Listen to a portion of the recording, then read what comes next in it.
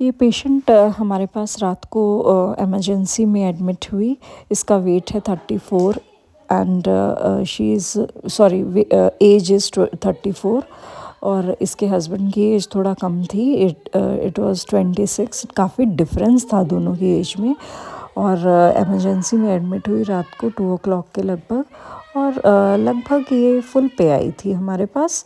FHS थी 154 per minute। Os was 3.5 centimeters and cervix is very soft. Okay. और labours में अच्छे labours में फुल पे आई थी ये हमारे पास। पेशेंट 37 वीक्स था और रात को ये ऑलमोस्ट हाफ एन आवर में डिलीवर हो गई थी। आने के बाद हमने बहुत ज़्यादा कुछ नहीं दिया इसको, बस जो है ऑलमोस्ट फुल पे थी तो डायरेक्ट हमने इसको लेबर रूम में लिया और इसको एडमिट कर लिया। और पेशेंट बहुत ही ज़्यादा चिल्लाई थी। मतलब कभी कोई पेशेंट होता है कि बहुत ही पेन्स जो है बहुत लाइटली और कामली ले लेता है। बहुत ही ये पेशेंट बहुत ज़्यादा चिल्ला रही थी और हमने इसको एडमिट किया और डिलीवरी हुई। नॉर्मल डिलीवरी था। इस वीडियो में आपको ना पूरा प्रोसीजर दिखाया है कि कैसे डिलीवर हुआ है पेशेंट, कैसे बेबी को क्लैंपिंग हुई है। तो ये पूरा वीडियो में पूरा नॉर्मल डिलीवरी का प्रोसीजर दिखाया गया है। तो आप इसको पूरा देखिए वीडियो को। इसमें आपको ठीक से एक्सप्लेन किया गया है कि कैसे नॉर्मल डिलीवरी होती है। और देखिए नॉर्मल डिलीवरीज में इसका एनीमा किया था तो पूरा लेबर रूम में स्मेल हो गई थी, बहुत गंदा हो गया था इसने जैसे एनीमा की वजह से ना।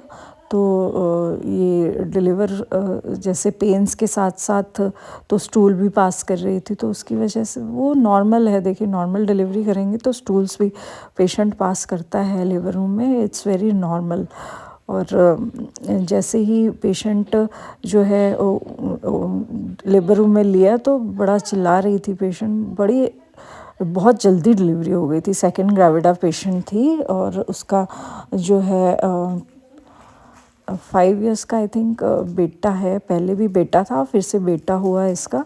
पेशेंट बहुत वैसे कोऑपरेटिव थी और कोई प्रॉब्लम नहीं थी, बस थोड़ा शाउटिंग बहुत कर रही थी पेशेंट। तो अब ये फुल पे है पेशेंट और डिलीवर होने वाली है। डिलीवरी होने के बाद जो है पेशेंट को हम इंजेक्शन लगाते हैं जैसे डायरेक्ट जैसे ही डिलीवरी हुई। और तो तुरंत हम डिलीवरी के बाद जो है मिथाजिन का इंजेक्शन देते हैं ताकि ब्लीडिंग ना हो। उसके बाद प्लेसेंटा आउट होता है। प्लेसेंटा आउट करने के बाद जो है स्टिचेस अगर रिक्वायरमेंट होती है तो स्टिचेस लगाते हैं। उससे पहले जो है इंजेक्शंस में जो दिए जा सकते हैं वो हैं ऑक्सीटोसिन का इंजेक्शन दे सकते हो आप डिलीवरी से पहले और डिलीवरी के बाद भी दे सकते हो। और ऑक्सीटोसिन जो है सबसे सेफ़ जो है, ऑक्सीटोसिन कैसे दे सकते हैं आप, ड्रिप में डालिए उसको।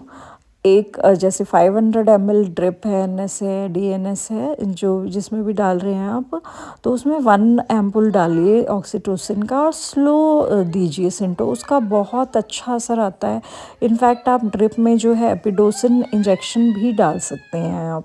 एक 500 ml में अगर एक एम्पुल डालते हैं उसका भी बहुत अच्छा असर आता है। जैसे 2-3 फिंगर 2.5 सेंटीमीटर्स है तो उस पर आप एपिडोसिन जो है डाल के ड्रिप में दीजिए, उसका भी बहुत अच्छा इफेक्ट आता है। इनफैक्ट सिंटो ड्रिप भी आप अगर जो है ऑक्सीटोसिन जो है ड्रिप अगर IV ड्रिप में डाल के देते हैं उसका भी बहुत अच्छा असर आता है। आप ये करके देखिए, अगर आप नहीं करते हैं तो सिंटो ड्रिप स्टार्ट कीजिए, इट इज़ वेरी इफ़ेक्टिव।